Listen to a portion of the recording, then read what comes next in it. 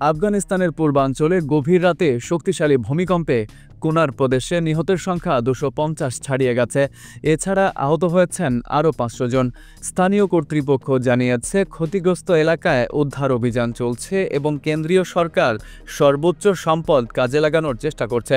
সোমবার এক প্রতিবেদনে এই তথ্য জানিয়েছে সংবাদমাধ্যম DRT ওয়ার্ল্ড। সংবাদ মাধ্যমটি বলছে, আফগানিস্তানের পূর্বাঞ্চলে রোববার গভীর রাতে শক্তিশালী ভূমিকম্প আঘাত এনেছে। এতে ব্যাপক প্রাণহানির ঘটনা ঘটেছে বলে স্থানীয় কর্মকর্তারা নিশ্চিত করেছেন। সবচেয়ে ক্ষতিগ্রস্ত হয়েছে কুনার প্রদেশ।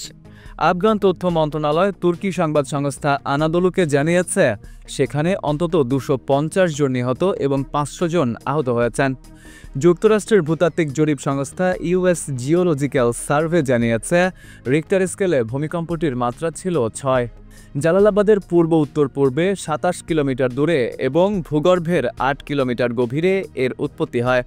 USGS আরও জানিয়েছে, প্রধান কম্পনের পর একই এলাকায় আরও 2টি আফটারশক আঘাত হানে, যার মাত্রা ছিল 5.2।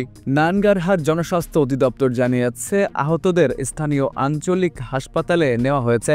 আফগানিস্তানের অন্তর্বর্তী সরকারের মুখপাত্র জাবিহুল্লাহ মুজাহিদ সামাজিক যোগাযোগ মাধ্যম এক্সে লিখেছেন, দুঃখজনকভাবে আজকের রাতের ভূমিকম্পে আমাদের কয়েকটি পূর্বাঞ্চলীয় প্রদেশে প্রাণহানি ও সম্পদের ক্ষতি হয়েছে, তবে তিনি সুনির্দিষ্ট সংখ্যা উল্লেখ করেননি।